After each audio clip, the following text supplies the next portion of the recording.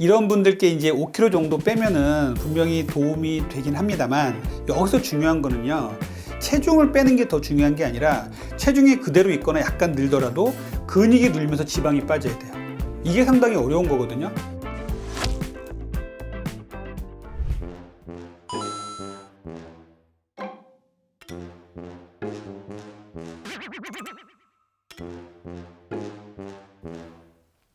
이거 뭐 죄다 20kg, 30kg씩 뺐네. 난 딱 5kg만 빼면 될 것 같은데. 좀 쉽고 간단하게 딱 5kg만 빼는 건 없나? 그래, 건강하고 효율적인 다이어트는 이진복 선생님이 잘할 거야. 가보자. 네, 선생님 안녕하세요. 안녕하세요. 선생님, 제가 다이어트를 좀 하려고 하는데 저는 딱 한 5kg만 빼면 괜찮을 것 같거든요. 근데 약간 너무 적게 빼는 것 같기도 하고, 근데 5kg만 빼면 좀 건강상에도 좀 이득이 좀 생길까요? 보통 많은 연구에서 이제 킬로그램 수보다는 자기 체중의 10%를 빼면은 상당히 건강해진다라고 돼 있어요. 만약에 80kg 환자가 뭐 8kg 정도를 뺀다 그러면 많은 건강상의 이점이 있다고 얘기를 하고 있어요. 예를 들어서 체중이 너무 많이 나가서 무릎이나 발목이 아프신 분들이 자기 체중의 5% 정도를 뺐더니 상당히 많이 삶의 질이 개선이 되고 관절도 안 아프더라. 심혈관계 질환이 있던 분들, 또 당뇨 전 단계에 있던 분들이 이렇게 자기 체중의 5%를 뺐더니 좋아지더라는 것들이 연구들이 많이 있어요. 다이어트를 할 때 천천히 조금씩 빼는 방법이 있고, 한 번에 팍 제대로 해서 탁 빼는 방법이 있고, 어떤 게 좀 더 건강에 좋은가요? 그거는 뭐 개인에 따라서 다르긴 하겠지만, 제가 이제 많은 경험에 의해서 말씀을 드리자면, 일반적으로 환자분들이 다이어트를 할 때 너무 이 속도가 늘어지면요, 환자분 스스로 포기하게 돼요. 그래서 다이어트는 내가 하겠다 그러면 3개월, 6개월 이렇게 딱 잡아 놓으시고, 그 기간 동안에 아주 강도 높게 다이어트를 하시고, 딱 빼놓고서 종료하시는 게 훨씬 더 몸에 낫기는 합니다. 그런데 이렇게 하시는 사람은 이렇게 많지가 않아요. 오히려 조금씩 빼면은 몸에 무리는 없겠지만, 그렇게 조금씩 뺀다는 거에 대해서 스스로 만족하지 못하고 포기하는 사람들이 많기 때문에, 저는 일정 정도 시간을 딱 정해놓고 그 시간 동안 나는 자기 체중의 5%, 10%를 정해놓고서 아주 강도 높게 다이어트를 해서 빼시고 그 이후에는 잘 유지하셔라, 이렇게 말씀을 좀 드립니다. 그러면 사실 엄청난 양을 빼는 건 아니니까 막 극한의 다이어트를 할 필요는 없을 것 같은데, 선생님이 생각하시기에 딱 5kg만 뺄 수 있는 그런 효율적인 방법 어떤 게 있을까요? 제일 중요한 거는 이제 정제 탄수화물을 끊는 거죠. 빵, 떡, 면, 과자, 액상과당, 그리고 과일 주스 같은 이렇게 단당류 위주의 음식들은 혈당 수준을 많이 올려서 인슐린 분비를 많이 나오게 하고, 그래서 우리가 살이 찌는 거거든요. 요것만 끊어도 한 50% 정도의 다이어트는 성공했다라고 저는 말씀을 드리거든요. 두 번째는 단백질 섭취예요. 이렇게 탄수화물을 줄이면서 단백질을 고단백 식품으로 아주 잘 드셔야 돼요. 동물성, 식물성을 골고루 잘 드시고요. 식물성 단백질 2, 동물성 단백질 1로 해가지고 이렇게 뭐 계란이라든지 닭가슴살, 콩류라든지 버섯 이런 것들을 아주 잘 조합을 해서 드시면 좋겠습니다. 그리고 이제 세 번째는 수면이에요. 여기 왜 수면이 들어가지? 이렇게 생각하시는 분들 계실 텐데, 다이어트를 결심하는 순간 수면을 정말 잘 취하셔야 됩니다. 밤에 운동을 하기 위해서 수면 시간을 깎아먹는다. 이건 저는 정말 옳지 않다고 생각해요. 오히려 잠자는 시간은 확보를 반드시 해 주시고요. 운동은 그 전이나 후에 배치하시는 게 좋겠죠. 그래서 이 잠이 이제는 운동보다 더 상위의 레벨로 이제 올라왔어요. 수면은 왜 중요하냐면요, 우리 현대인들은 스트레스를 너무 많이 받기 때문에 수면 시간마저 놓치게 되면 스트레스 호르몬이 너무 많이 나와요. 그래서 이 스트레스 호르몬이 내장 지방을 더욱더 쌓게 만드는 역할을 하게 되고요. 두 번째는 이제 잠을 자게 되면 성장 호르몬이 10시부터 새벽 2시까지 나오는데, 이 성장 호르몬이 대사를 다 정리를 해주고 식욕 조절 호르몬을 정리를 해줍니다. 그렇기 때문에 우리가 잠을 못 자면 다음날 또 단 게 땡기고 평소에 먹지도 않았던 라면 같은 게 막 땡기는 거예요. 그리고 운동이 차지하는 비율은 식사나 음식이 8 내지 7, 그 다음에 운동이 2 내지 3이라고 얘기를 하는데, 그렇다고 운동의 중요성이 떨어지니까 운동을 안 한다, 이건 아니에요. 우리가 운동을 하고 나면 상당히 기분도 좋고 에너지가 넘치잖아요. 이러한 다이어트를 지속할 수 있는 의지를 줍니다. 우리의 몸과 정신을 건강하게 만들기 때문에 운동은 중요하거든요. 그래서 운동은 다이어트의 목표를 세웠다면 이제 자기가 할 수 있는 범위 내에서 시작을 해서 점점점 강도를 높여서 운동을 하실 것을 권장을 드려요. 음식량을 전체적으로도 좀 줄여야 될 것 같은데, 네. 음식량은 좀 어느 정도로 줄이면 좋을까요? 음식의 양을 줄이는 게 목표가 아니라 몸에 좋지 않고 칼로리가 너무 높으면서 기름지지 않으면서 혈당 수준이 낮은 음식을 먹는 게 더 중요한 거죠. 그래서 그 답변에 대해서는 그렇게 말씀을 드리고요. 이러기 위해서 우리가 이제 간헐적 단식을 하는 거거든요. 이제 간헐적 단식은 먹는 양이 중요한 게 아니라 먹는 시간이 중요한 겁니다. 이렇게 식사 허용 시간 12시간 금식이었다가 12시간 식사 허용 시간이 있고 16시간이 금식이고 8시간이 이제 식사 허용 시간이 16대 8 정도를 생각한다면 이 8시간 동안 정말 잘 먹어야 돼요.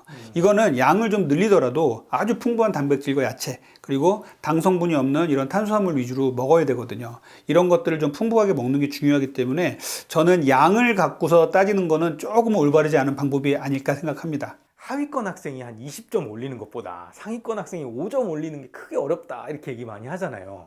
일반인들이 조금 빼는 게 어쨌든 뚱뚱한 사람이 확 빼는 것보다 더 어렵다고 봐야 되나요? 어떤가요? 맞습니다. 만약에 뭐 150kg 이상 되는 고도비만 환자가 일주일에 뭐 5kg, 10kg 빼는 거 쉬워요. 그런데 이제 뭐 5, 60kg 되는 마른 비만 여성 환자분들이 와가지고 내장 비만을 빼겠다 이렇게 오시는 분들도 계신데 이런 분들 1, 2kg 빼는 거 정말 어렵거든요. 그래서 이거는 사람마다 다른 것이고 뭐 사람이 기계가 아니니까 뭐 딱 잘라서 5kg를 몇 달 내에 뺀다. 이것을 모든 사람에게 적용하기는 어려운 것이죠. 그래서 자기 체중의 뭐 5%, 10% 이렇게 얘기를 하기도 해요. 처음에 이제 다이어트 하러 오신 분이 만약 100kg 환자가 왔다. 그러면은 이 환자분한테 6개월 내에 50kg까지 갑시다. 그러면 다 포기해버려요.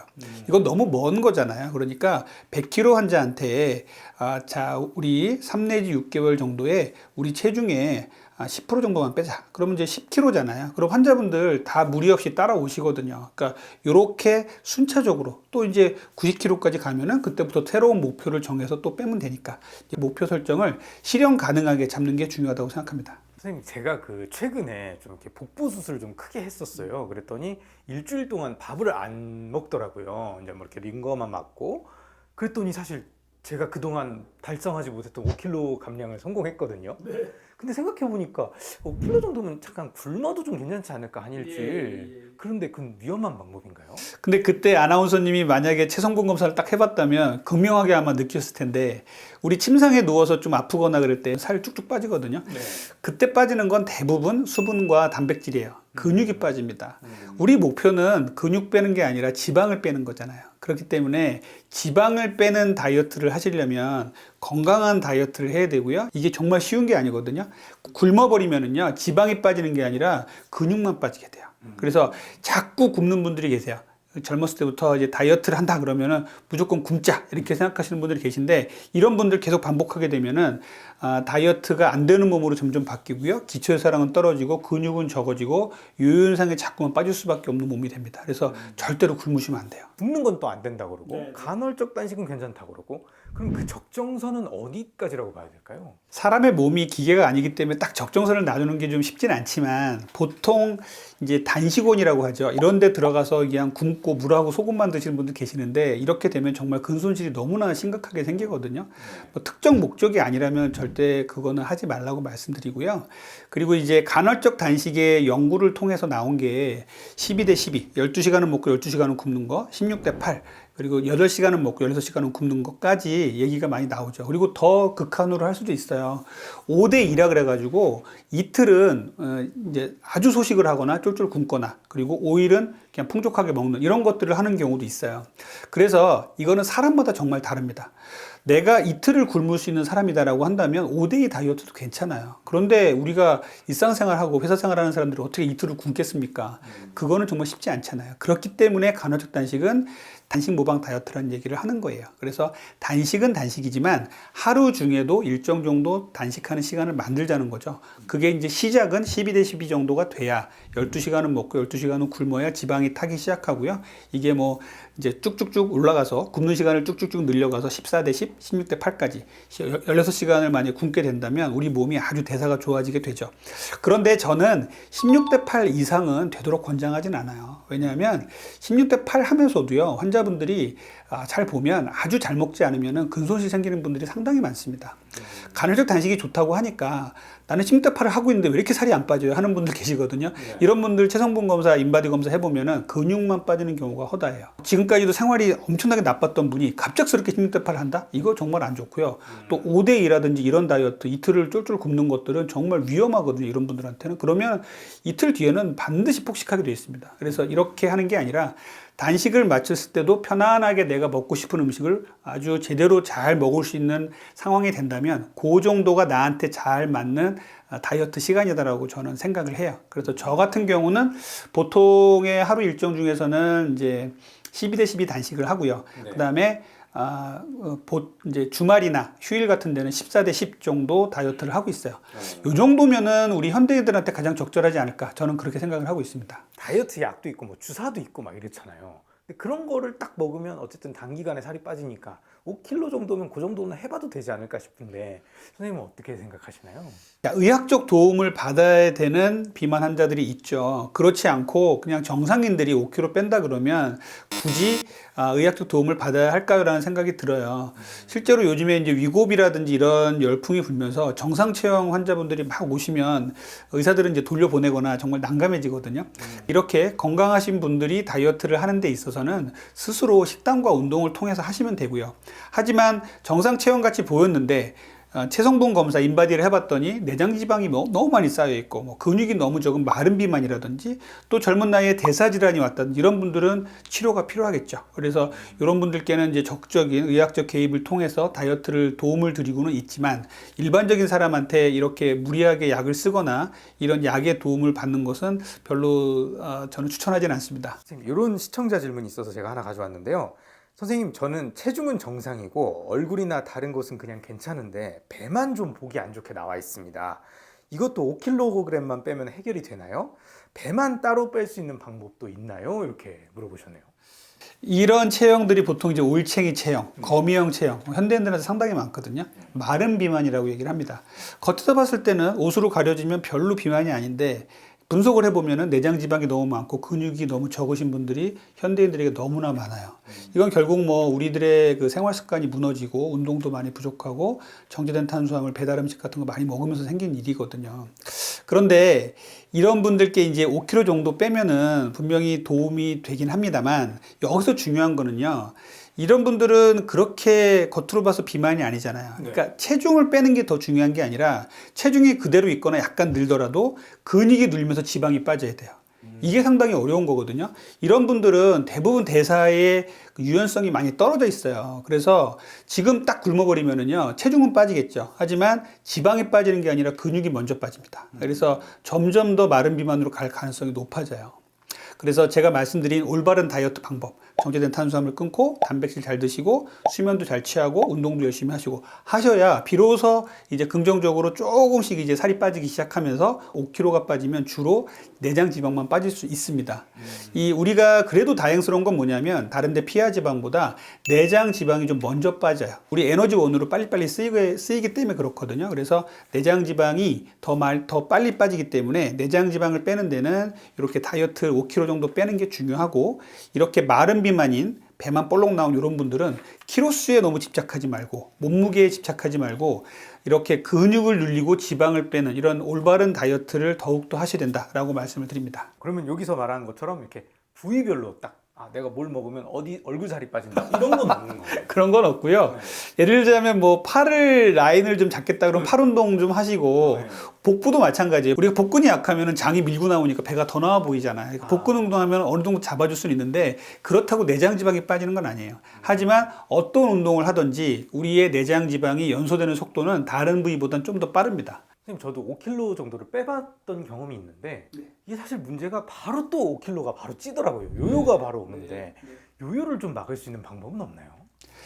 자, 요요는요, 우리 몸에 항상성이 있기 때문에 생기는 거예요. 만약에 내가 80kg였는데 60까지 뺐어요. 그러면 우리 몸은요, 야, 주인아, 내 몸이 원래 80%의 셋포인트가 정해져 있었는데 왜 이렇게 떨어졌어? 빨리 80을 올려라고 저항을 합니다. 이게 항상성이에요. 그래서 80으로 돌아가려고 엄청나게 애를 씁니다. 모든 힘을 다해서 80으로 돌아가려고 하는데 그거를 우리가 억지로 막는 게 결국은 다이어트거든요. 어떤 그 다이어트를 할 때만 열심히 하다가 다이어트를 끝나는 순간 터져버린다 그러면 우리의 몸은 80kg를 향해서 계속 올라가겠죠. 하지만 꾸준히 내가 그 다이어트 할 때 했던 체득된 생활 습관들을 계속 가져간다면 요요 현상은 적게 생길 수밖에 없어요. 그래서 요요 현상을 막을 수 있는 방법은요, 꾸준하게 다이어트 했었던 그런 생활 습관을 잃지 말고 계속 가시란 말씀을 먼저 드려요.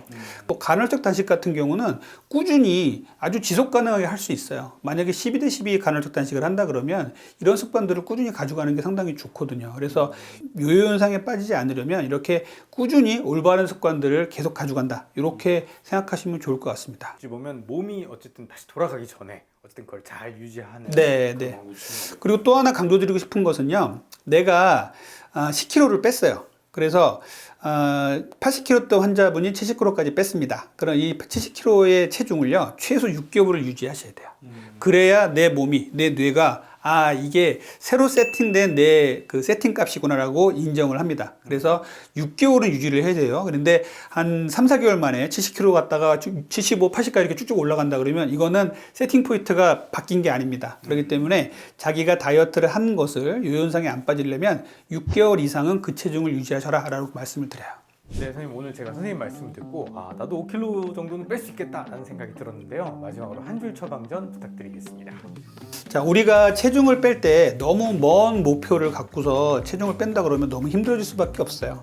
처음에는 5kg, 그 다음에 10kg, 이렇게 해서 자기가 현실성 있게 목표를 잡아서 가는 게 중요합니다. 또 하나는 5kg이라는 킬로그램 수에만 너무 집착하지 마시고요. 자기 체중의 5%, 10%도 생각해 주세요. 그리고 더욱더 중요한 거는 킬로그램이 주는 것보다 더 중요한 것은 지방이 빠지는 거예요. 그 중에서도 내장 지방이 빠지는 겁니다. 몸무게가 정체가 돼 있더라도 지방이 줄고 근육이 늘어서 몸무게가 정체된 거라면 저는 정말 칭찬을 해드리고 싶어요. 그래서 이렇게 5kg 빼는 것들은 이렇게 현명하게 잘 빼주셔서 건강과 다이어트를 잘 지키시면 좋겠습니다. 네, 선생님 말씀을 들어보니까 정말 잘 빼서 잘 유지하는 게 가장 좋을 것 같습니다. 저도 한번 해보겠습니다. 선생님, 오늘 말씀 감사합니다. 감사합니다.